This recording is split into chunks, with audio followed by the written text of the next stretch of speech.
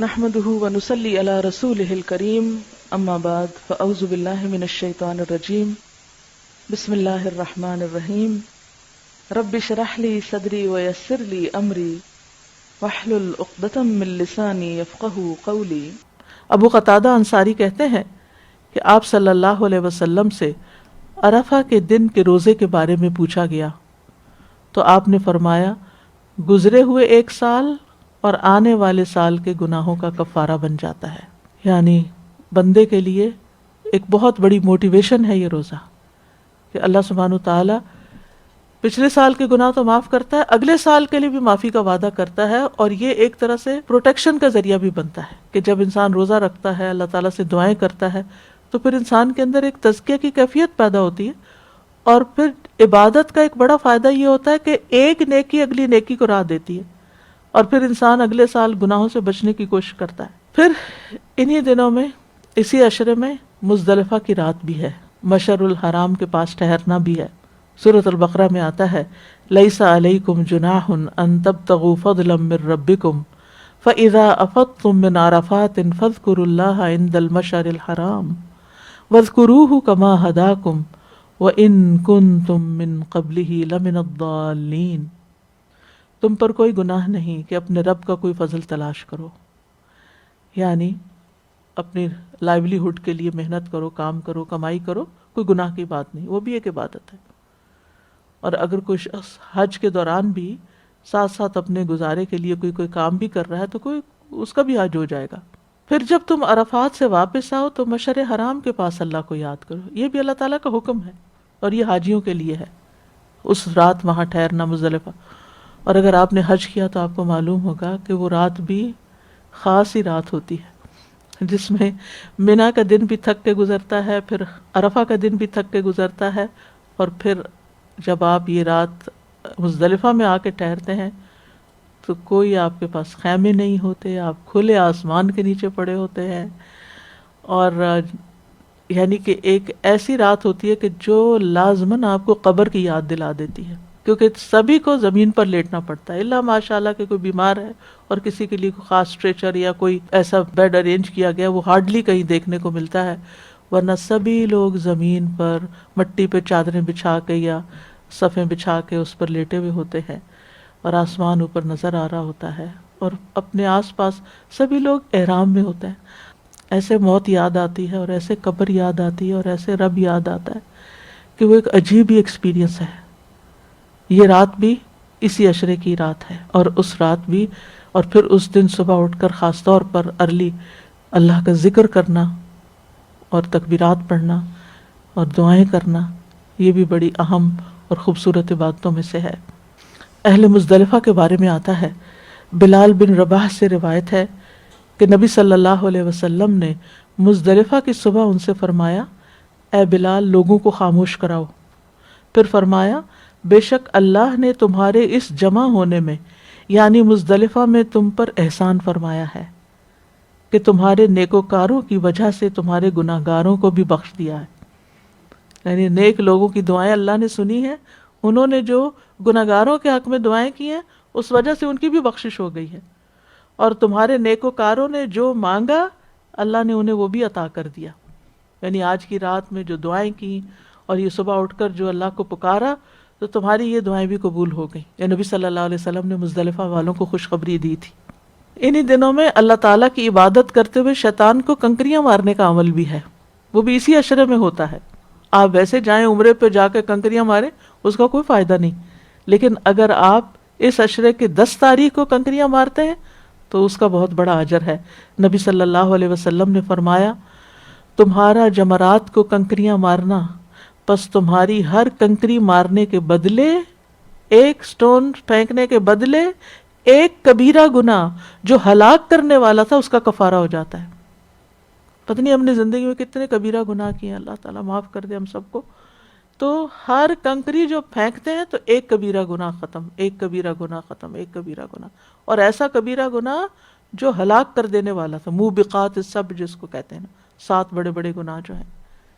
نبی صلی اللہ علیہ وسلم نے یہ بھی فرمایا جب تم کنکریاں مارو گے تو یہ قیامت کے دن تمہارے لیے نور ہوں گی، روشنی کا سبب ہوں گی، آپ کو معلوم ہے کہ پل صراط سے پہلے بھی اندھیرا ہوگا اور ہر شخص کا اپنا اپنا نور ہوگا پل صراط کے اوپر. تو اس لیے نیت بھی کریں اور دعا بھی مانگے کہ یا اللہ حج کھول دے تاکہ ہم بھی پہنچیں. اور ہم اس پورے شعور اور احساس کے ساتھ یہ کنکریاں ماریں اور اس احساس کے ساتھ دعائیں مانگیں کہ اللہ تعالیٰ واقعی بخشش فرما دے گا, اور اس احساس کے ساتھ اس عرفہ میں قیام کریں اور کسی تکلیف پہ تنگ نہ ہوں. کیونکہ یہ جو لوگ حج پہ جاتے ہیں اور پھر وہاں کی برائیاں شروع کر دیتے ہیں, وہاں گندگی تھی, وہاں فلاں تھا, جہاں اتنے لاکھوں لوگ جمع ہوں وہاں کچھ نہ کچھ تو ہوگا ہی نا. اور پھر ہر بیک گراؤنڈ کے لوگ ہیں, سب پڑھے لکھے اور سوفسٹیکیٹڈ تو نہیں ہو سکتے. آپ اللہ کے گھر آئے, جس کام پہ آئے ادھر ہی فوکس رکھیں, لوگوں کی حرکتوں کو کم دیکھیں, اپنے مقصد پہ اور اپنی اس اجر کمانے کے اوپر پوری توجہ رکھیں, اور ادھر ادھر کی باتیں چھوڑ کے پورا دھیان اللہ سبحانہ و تعالیٰ کی طرف کریں. انہی دنوں میں قربانی کا دن بھی ہے, یعنی یہ عشرہ ذو الحجہ کی فضیلت کیوں ہے کہ اس میں قربانی بھی ہوتی ہے. سورۃ الحج میں آتا ہے لِيَشْهَدُوا مَنَافِعَ لَهُمْ وَيَذْكُرُوا اسْمَ اللَّهِ فِي أَيَّامٍ مَّعْلُومَاتٍ عَلَىٰ مَا رَزَقَهُم مِّن بَهِيمَةِ الْأَنْعَامِ فَكُلُوا مِنْهَا وَأَطْعِمُوا الْبَائِسَ الْفَقِيرَ, تاکہ وہ اپنے بہت سے فائدوں میں حاضر ہوں. یعنی جب حج کے یہ دن آئیں اور عید کے دن آئیں تو بہت سے فائدوں میں حاضر ہوں, اور چند معلوم دنوں میں ان پالتو چوپاؤں پہ اللہ کا نام ذکر کریں جو اس نے انہیں دیے ہیں, سو ان میں سے خود بھی کھاؤ اور تنگ دست محتاج کو بھی کھلاؤ. تو جمہور علماء اور اکثر مفسرین کے مطابق ایام میں معلومات سے مراد ذوالحجہ کے پہلے 10 دن ہیں. وَيَذْكُرُ اسْمَ اللَّهِ فِي أَيَّامٍ مَّعْلُومَاتٍ, اور یاد رکھیے کہ قربانی کا دن بھی افضل دنوں میں سے ایک ہے.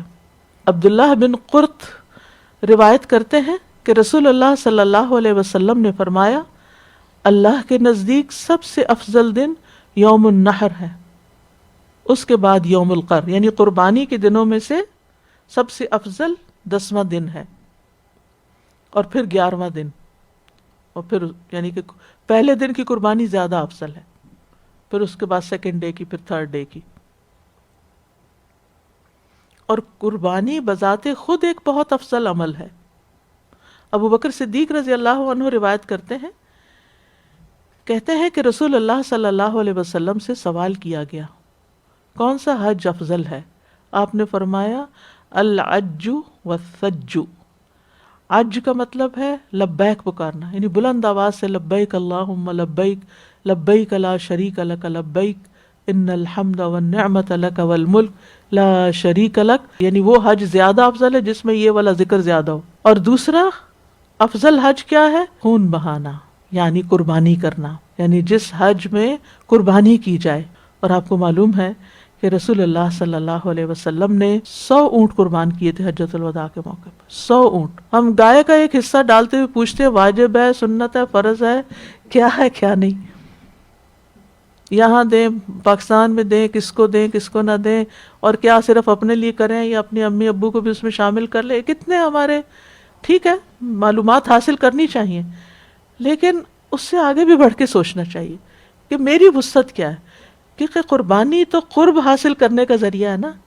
اللہ کی محبت قربانی مانگتی ہے, تو اپنی جانیں نہیں تو جانور ہی قربان کر دیں. تو یہ اللہ تعالیٰ کو بہت پسند ہے, کیونکہ اس میں غریبوں کو کھانے کو ملتا ہے, اور پھر اس سے ایک انسان کے اندر ایک ولولہ اور ایک جوش پیدا ہوتا ہے کہ میں یہ اللہ کی خاطر قربان کر رہا ہوں, اللہ کے حکم پر, اپنے مال میں سے. آپ کی وسعت کیا ہے یہ دیکھیں. آپ ایک بکرا کر سکتے ہیں, آپ ایک گائے کر سکتے ہیں, آپ ایک اونٹ کر سکتے ہیں, آپ 10 اونٹ کر سکتے ہیں, آپ کیا کر سکتے ہیں. کیونکہ آپ دیکھیے بہت سارے لوگ یقین مانیں اس سال میں صرف اس ایک موقع پر گوشت کھاتے ہیں جو عید قربان کے موقع پر ہوتا ہے. اس کے علاوہ نہ ان کے ہاں جانور ہوتے ہیں, نہ وہ قربان کرتے ہیں, نہ ان کو کوئی اور جا کے وہاں اتنی دور تکلیف اٹھاتا ہے بانٹ کے آنے کی. تو ہم اپنے جیسا نہ سمجھے کہ جب جی چاہیں آرڈر کر لیں, خود نہیں جا سکتے تو اوبر سے منگوا لیں کچھ. وہاں ایسی سہولتیں نہیں ہیں. اللہ کی ایک بڑی مخلوق کی ایک بڑی تعداد ایسی ہے کہ جو ان نعمتوں سے محروم ہے جو ہمارے پاس ہے. ان نعمتوں کا شکر ادا کرنا ہے ہمیں, اور شکر ادا کرنے کا بہت بڑا طریقہ کیا ہے کہ دوسروں کو ان نعمتوں میں شریک کریں. جو خود کھا رہے ہیں اوروں کو بھی کھلائیں, جو اپنے کو پسند ہے اوروں کو بھی دیں, تاکہ جو اللہ نے ہمیں دیا ہے ہمارے ہاتھ سے دوسروں کے پاس جائے. اللہ تعالیٰ ہمیں ان کی جگہ بھی رکھ سکتا تھا اور ان کے ہاتھوں ہمیں دلواتا. اللہ نے ہمیں دینے والا بنایا. یہ کتنا بڑا احسان ہے اس کا. تو قربانی کے دن میں قربانی کرنا جو ہے یہ سنت ابراہیمی پر عمل کرنا ہے. نبی صلی اللہ علیہ وسلم نے فرمایا اللہ کے نزدیک سب سے عظیم ترین دن 10 ذی الحجہ ہے، پھر 8 ذی الحجہ، یعنی حج کے دنوں میں سے پھر حج کے اعتبار سے بھی بتایا گیا. اور نبی صلی اللہ علیہ وسلم کے سامنے قربانی کے لیے 5-6 اونٹوں کو پیش کیا گیا، جن میں سے ہر ایک نبی صلی اللہ علیہ وسلم کے قریب ہونے کی کوشش کر رہا تھا کہ پہلے آپ اسے ذبح کریں، کیونکہ آپ کا جانوروں کے ساتھ بھی ایک عجب معاملہ تھا. وہ پودوں کے بارے میں تو ہم نے پڑھا تھا کہ نبی صلی اللہ علیہ وسلم نے حضرت سلمان فارسی کے لیے اپنے ہاتھ سے پودے لگائے تھے، کھجور کے درخت لگائے تھے جو 1 سال میں پھل لے آئے، سوائے ایک درخت کے جو حضرت عمر نے لگایا تھا تو وہ پھل نہیں لایا، تو آپ نے پھر اس کو اکھڑوا کے دوبارہ اپنے ہاتھ مبارک سے لگایا. تو اسی طرح حجۃ الوداع کے موقع پر آپ نے 63 کیملز اپنے ہاتھ سے نحر کیے تھے اور 37 حضرت علی رضی اللہ عنہ کے سپرد کیے تھے. 63. آپ دیکھیں کہ ہم تو ایک قربانی گھر میں کروا لیں نا تو ہم اس سے بھی تھک جاتے ہیں. ہم کہتے ہیں کہ ہم سے گوشت نہیں سمیٹا جاتا. اور بچپن ہم سب کا جس طرح گزرا ہے، یاد ہوگا آپ لوگوں کو کہ کس طرح پورے محلے میں قربانیاں ہوتی تھیں اور کس طرح پھر وہ چارپائیوں پہ باقاعدہ اتنا گوشت ہوتا تھا کہ چارپائیوں پہ کپڑے بچھا کے اور پلاسٹک بچھا کے اس کے اوپر، اور پھر اس کی ڈھیریاں بنتی تھی اور پھر بانٹا جاتا تھا، اور وہ پورا دن اتنا کام کا دن ہے. اچھا، پھر یہ کہ نبی صلی اللہ علیہ وسلم نے صرف اونٹ نحر ہی نہیں کر دیے بلکہ ہر ایک میں سے ایک پیس بھی لیا اور پھر اس سارے کو پکوایا گیا اور اس میں سے کھایا گیا، کیونکہ یہ بھی سنت ہے کہ اس میں سے خود بھی کھاؤ اور دوسروں کو بھی کھلاؤ. پھر اسی طرح یہ ہے کہ قربانی کرنے والے کے لیے ضروری ہے کہ وہ بال اور ناخن نہ کاٹے. اگر آپ قربانی کر رہے ہیں تو اگلے 10 دن پھر آپ نہیں، جب قربانی ہو جائے تو پھر بال ناخن کاٹیں. لیکن اگر آپ قربانی نہیں کر رہے تو پھر رخصت ہے. اگر آپ کا حصہ بھی پڑ رہا ہے نا تو پھر بھی آپ احتیاط برتیں. پھر یہ ہے کہ ان دنوں میں روزے بھی رکھے جاتے ہیں، روزے کی عبادت بھی جمع ہو جاتی ہے. تو جتنے دن بھی آسانی سے روزہ رکھ سکیں رکھ لیں، لیکن 9 تاریخ کے روزے کا ضرور اہتمام کریں. اور سلف صالحین سے ثابت ہے کہ یہ روزے گناہوں کا کفارہ بن جاتے ہیں، جہنم اور گناہوں سے ڈھال بن جاتے ہیں. وہ جو ہوتا ہے نا اللہ کی خاطر ایک دن جو شخص روزہ رکھتا ہے اس کے لیے 70 سال کی مسافت پر آگ دور ہو جاتی ہے. پھر اسی طرح اس عشرے میں عید بھی آتی ہے. آپ دیکھیں کہ ایک عشرے میں کتنی چیزیں جمع ہو گئی ہیں. اس میں یہ نعمتیں اگر گننا شروع کرے انسان تو غور و فکر کرنے کے بہت سے مواقع ہیں. تو ان میں عید بھی ہے. رسول اللہ صلی اللہ علیہ وسلم نے فرمایا یوم عرفہ، یوم نحر اور ایام تشریق، یہ سارے دن، ایام تشریق جو بعد کے 3 دن ہیں 10 کے بعد کے، ہم اہل اسلام کے عید کے ایام ہیں. یہ کھانے اور پینے کے دن ہیں، یعنی ان میں روزہ نہیں رکھا جائے گا. حج والوں کے لیے مراد ہے جو وہاں پر کھایا پیا جائے گا، کیونکہ نبی صلی اللہ علیہ وسلم نے عرفہ کا روزہ حج کے موقع پر نہیں رکھا تھا. اور ام الفضل نے یہ جاننے کے لیے کہ آپ کا روزہ ہے یا نہیں، آپ اونٹ پر سوار تھے، آپ کو دودھ پیش کیا تو آپ نے وہ دودھ سب کے سامنے پی لیا، جس سے پتہ چلا کہ اس دن یہاں روزہ نہیں رکھا جائے گا، کھانے پینے کا ہی اہتمام ہوگا. اور عید کا دن تو باقاعدہ پھر جو قربانی کا دن ہے، قربانی کے گوشت اور ویسے کھانے پینے کے دن ہے. صحابہ کرام جو تھے ان دنوں میں انتھک عبادت کیا کرتے تھے، لہٰذا ہمیں بھی عام دنوں کی نسبت ان دنوں میں زیادہ عبادت کرنی ہے. وہ کس شکل میں؟ مثلاً یہ ہے کہ آپ نمازوں کی ادائیگی جو ہے کوشش کریں کہ اول وقت میں ہوں، خشوع و خضوع کے ساتھ ہوں. پھر اگر آپ اشراق اور چاشت کے نوافل نہیں پڑھتے تو نوافل کی ادائیگی شروع کریں. رسول اللہ صلی اللہ علیہ وسلم نے فرمایا تمہارا رب فرماتا ہے اے ابن آدم، کیا تم اس بات سے عاجز آ گئے ہو کہ تم دن کے ابتدائی حصے میں 4 رکعتیں پڑھو اور میں ان کے بدلے تمہارے دن کے آخر تک تمہاری کفایت کر لوں. تو اگر آپ 2 رکعتیں پڑھتے ہیں تو 4 کر لیں، یعنی 4 زیادہ افضل ہیں 2 کی نسبت. ویسے تو 12 تک پڑھنے کی بھی آتی ہے اور لمٹ کوئی نہیں ہے، جتنے چاہیں آپ اس وقت کھڑے ہو کے پڑھ سکتے ہیں. پھر اسی طرح یہ ہے کہ دن اور رات میں 12 رکعتیں سنت ضرور ادا کریں. یعنی اگر آپ کو سنت نماز کے ساتھ پڑھنے کی عادت نہیں تو سنتیں ضرور پڑھیں. 2 سنت فجر کی، 4 پہلے اور 2 بعد ظہر کی، 2 مغرب کی اور 2 عشاء کی۔ پھر یہ ہے کہ اس کے علاوہ بھی نوافل، نمازوں کے آس پاس بھی نوافل پڑھ سکتے ہیں اور ویسے بھی آپ پڑھ سکتے ہیں۔ معدان بن ابی طلحہ کہتے ہیں کہ میں ثوبان جو رسول اللہ صلی اللہ علیہ وسلم کے مولا تھے، یعنی آزاد کردہ غلام، ان سے ملا اور عرض کیا کہ آپ مجھے ایسے عمل کی خبر دیں جس کے کرنے سے اللہ مجھے جنت میں داخل کر دے، یعنی یا میں نے کہا کہ مجھے اللہ کے نزدیک سب سے پسندیدہ عمل کے بارے میں خبر دیں۔ وہ خاموش رہے۔ پھر میں نے پوچھا، وہ خاموش رہے۔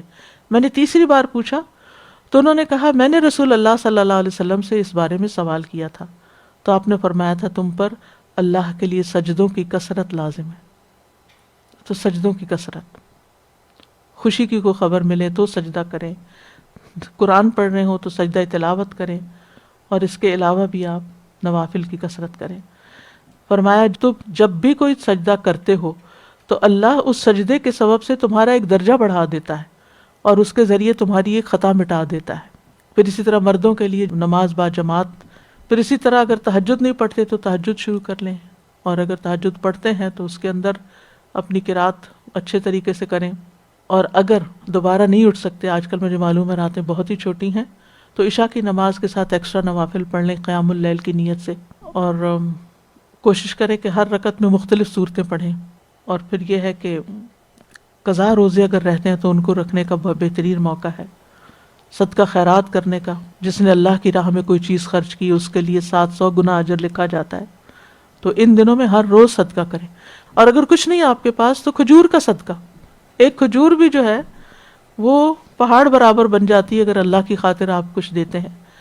اگر باہر دینے کا کچھ نہیں، اپنے اہل و عیال پر خرچ کرنے کا بھی ثواب ہے، کیونکہ افضل دینار وہ ہے جو اپنے اہل و عیال پر انسان خرچ کرتا ہے۔ اگر وہ زیادہ ضرورت مند ہے تو وہاں سے شروع کیا جائے۔ رسول اللہ صلی اللہ علیہ وسلم نے فرمایا جو شخص صلہ رحمی کے لیے جتنا عطیہ دیتا ہے اللہ اس کے مال میں اتنا ہی اضافہ کر دیتا ہے۔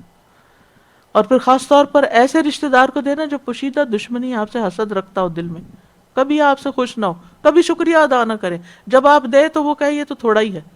کچھ ایسے بھی کردار ہر خاندان میں ہوتے ہیں، تو یہ نہ سوچے ان کو تو آئندہ میں نے نہیں دینا، یہ تو تھینک یو بھی نہیں بولتے۔ نہیں، تھینک یو تو چاہیے ہی نہیں نا، اللہ کی خاطر دینا ہے، اور وہ صدقہ زیادہ افضل ہوگا۔ پھر یتیموں پر، مسکینوں پر، مسافروں پر، طالب علموں پر، ان تمام چیزوں کو دیکھیں، لسٹ بنا لیں کہ کہاں کہاں آپ دے سکتے ہیں، ہر جگہ تھوڑا تھوڑا تھوڑا ضرور ڈالیں تاکہ وسیع مواقع ملیں۔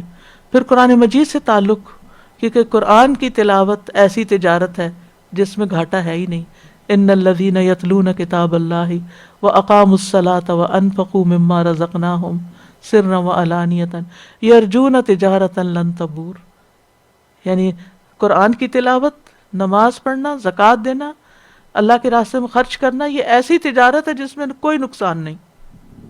وخیرکم من تعلم القرآن وعلمہ، اگر آپ دوسروں کو سکھاتے ہیں تو جاری رکھیے اس کو سکھانا۔ تلاوت قرآن زمین و آسمان میں تذکروں کا باعث ہے۔